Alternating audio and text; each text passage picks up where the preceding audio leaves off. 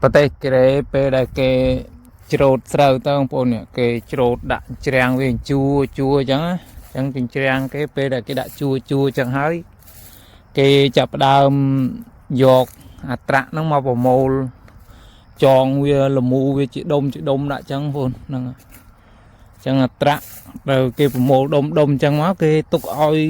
គោគេអ្នកខ្លះគេចិញ្ចឹមគោអីចឹងណាបងប្អូនហើយគេយកទៅធ្វើជាចំណីគោអញ្ចឹងណាដុំនេះខ្លះគេយកទៅធ្វើអីផ្សេងទៀតក៏មិនដឹងអញ្ចឹងណាបងប្អូនហ្នឹងហើយនៅប្រទេសកូរ៉េនិយាយទៅគេអត់ដុតចិញ្ច្រាំងចោលបងប្អូនគេយកប្រមូលវាដាក់ម្ដុំអញ្ចឹងហ្នឹងណាហើយបងប្អូនមើលនេះម្ដុំវាធ្ងន់ដែរអញ្ចឹងបងប្អូនណាហើយគេតិចទៀតហ្នឹងគេយកអត្រាក់មកប្រមូលដែរអញ្ចឹងហ្នឹងហើយគេដាក់ម្ដុំហើយគេរុំកស៊ូអញ្ចឹងបងហើយថ្ងៃនេះអត់ឃើញគេមកប្រមូលទេប្រហែលជាល្ងាចតិចទៀតគេមកប្រមូលដែរ